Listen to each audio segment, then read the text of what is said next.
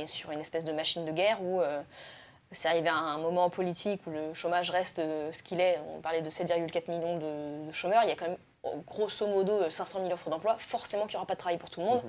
Mais il y a cette impression d'une politique du chiffre où il faut absolument faire baisser le taux de chômage.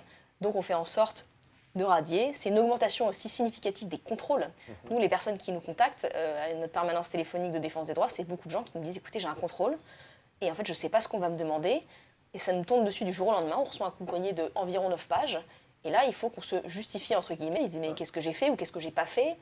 Et il y a quelqu'un qui vient un petit peu scruter les dernières activités. Est-ce que vous avez bien postulé à telle offre d'emploi? Est-ce que vous l'avez mis sur votre espace personnel? Est-ce que vous avez bien... Ah, vous dites que vous n'avez pas mis sur votre espace personnel que vous avez postulé à cette offre?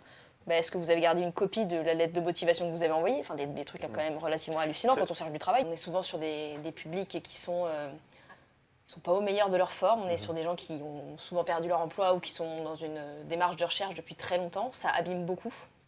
Ça abîme beaucoup mentalement, moralement. C'est difficile de devoir se justifier auprès d'une institution où on sent que la personne en face de nous, le conseiller ou la conseillère, n'a pas le temps, pose des questions, ça peut être parfois de la suspicion, ça rompt le contact, ça rompt la confiance. C'est éreintant, c'est des démarches administratives en plus qui sont complexes pour à la fin où on n'est pas sûr du résultat et on se dit bah, tant pis, je laisse passer et puis et on s'assoit sur ses droits.